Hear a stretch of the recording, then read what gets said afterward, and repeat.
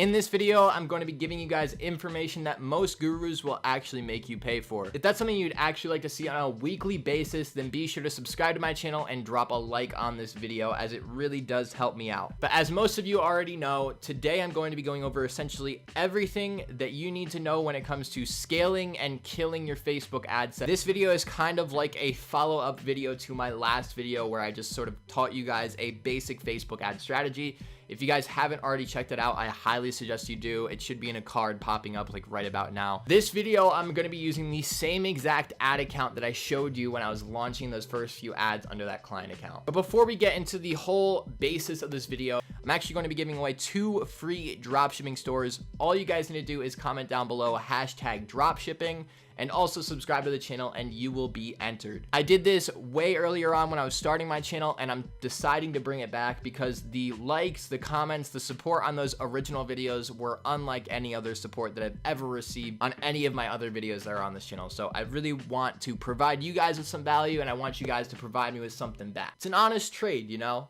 Let's make this happen. And if it works out really well, I'm probably going to be doing this every single week. So if we're actually getting into the real reason that you clicked on today's video, I'm going to go ahead and go over everything that you need to know when it comes to scaling and killing your Facebook ad sets. Before I actually dive into a Facebook ad account, you're going to need to do one thing, and that's calculate your break-even ROAS. And there's a specific equation for this. It's super simple. It's some grade school math tricks. All you need to do is figure out how much you're selling your product. In this video, the ad account that I'm about to go in has a $9.95 selling point on Shopify. Then you need to take what you're actually paying on AliExpress for the product. So in a sense, I'm only paying 80 cents for this product. So that would mean that my gross margin, if I wasn't running any ads to my store, would be $9.15 per sale. So I get my product for 80 cents and I sell it for $9.95. I'm profiting $9.15 each sale.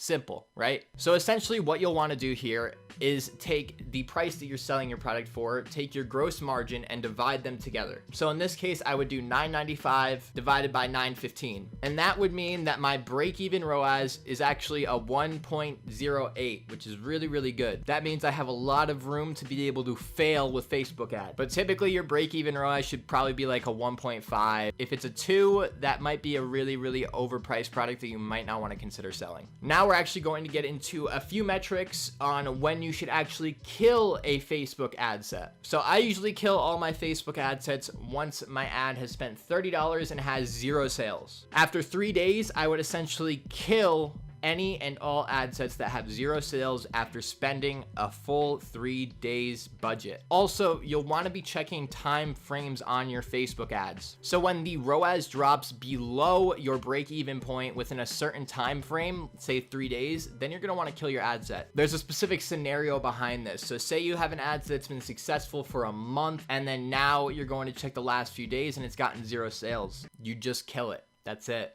It's over. And now we're going to get into the more positive side of things on when you should actually scale an ad set. And the only time I actually ever scale an ad set is when the ad set is profitable with 2 or more sales. It's kind of like some strict guidelines here. Like, I'm not scaling anything that's not profitable with multiple sales. It's kind of like I'm not picking up any soccer players to my team who don't have any goals or any achievements, you know? Like, I want the best team possible. We want the best squad of ad sets marketing our product. So now I'm actually going to dive in here into the store that I showed you guys last week. I'm going to show you our progress on it in the past like 5 days or so. So I want you guys to keep in mind that this guy does not have a very high budget. He's utilizing probably an $1,000 budget, which is why the scaling process is taking so long. Typically, I like to scale my stores like that. Actually, in most cases in 2020, that's a little dangerous because shipping and all that has kind of changed a little bit. And also, if you have a low budget, you're gonna burn through most of that money fast. So as you guys can see here, I probably uploaded this video around the 25th. We were doing around $40 to like $30 a day in revenue. And regardless of the fact that it was Cyber Monday weekend, Black Friday weekend,